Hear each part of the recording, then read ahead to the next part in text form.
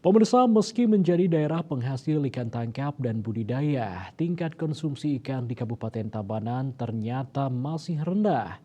Oleh sebab itu, pemerintah Kabupaten Tabanan melalui Dinas Perikanan gencar menggelar kegiatan gerakan Gemar Makan Ikan, Gemar Ikan, sekaligus dalam rangka mencegah stunting.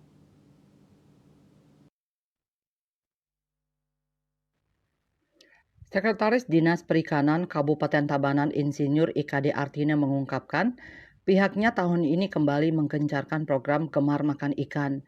Kegiatan dimulai Maret ini dengan menyasar siswa sekolah dasar dan TK. Mereka diedukasi gemar makan ikan sekaligus diberikan paket hidangan menu olahan ikan. Tujuan kegiatan gemar makan ikan adalah untuk mengedukasi anak-anak usia dini tentang manfaat dan pentingnya mengkonsumsi ikan. Kandungan protein dan omega 3 pada ikan cukup tinggi sehingga baik bagi tumbuh kembang dan kecerdasan anak. Selain itu, mencegah stunting yang juga menjadi prioritas utama Pemkab Tabanan saat ini.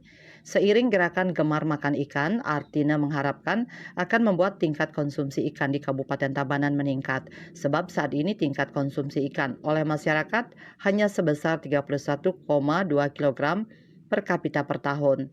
Jumlah tersebut masih jauh di bawah standar tingkat konsumsi ikan secara nasional yang sebesar 54,6 kg per kapita per tahun. Saat ini tingkat produksi ikan di Kabupaten Tabanan terus meningkat seiring bantuan-bantuan dari pemerintah pusat yang telah disalurkan ke sejumlah nelayan ikan tangkap dan pembudidaya ikan seperti kelompok usaha ikan nila, karper, dan lele. Wartawan Bisnis Bali melaporkan.